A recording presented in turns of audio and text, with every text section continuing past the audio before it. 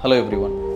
Asthma, wheezing அந்த மாதிரி பிரச்சனைகள் இருக்கிற குழந்தைகளோட பேரண்ட்ஸ் வந்து நெபுலைசர் நம்ம கொடுக்கணும் அப்படின்னு சொல்லும்போது கொஞ்சம் பயப்படுறாங்க.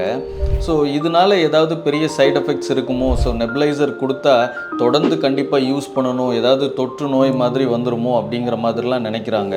இப்போது இந்த ஆஸ்துமா, வீசிங் பொறுத்தவரை லீவோசால்பியூட்டமால் அப்படிங்கிற மெடிசினை தான் வந்து எல்லா டாக்டர்ஸும் ப்ரிஸ்கிரைப் பண்ணுறாங்க. இது நெபுலைசேஷன்லேயுமே அதுதான் இருக்கும்.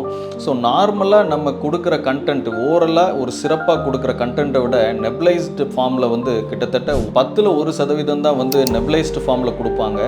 இது நம்ம ஓரலாக கொடுக்கும்போது இந்த மெடிசின் வந்து பிளட்லேயுமே ஏறுறது, சில டைம் கை நடுக்கமாகிறது, ஹார்ட் ரேட் இன்க்ரீஸ் ஆகிறது அப்படிங்கிற மாதிரி நிறைய சைடு எஃபெக்ட்ஸ் இருக்கும்.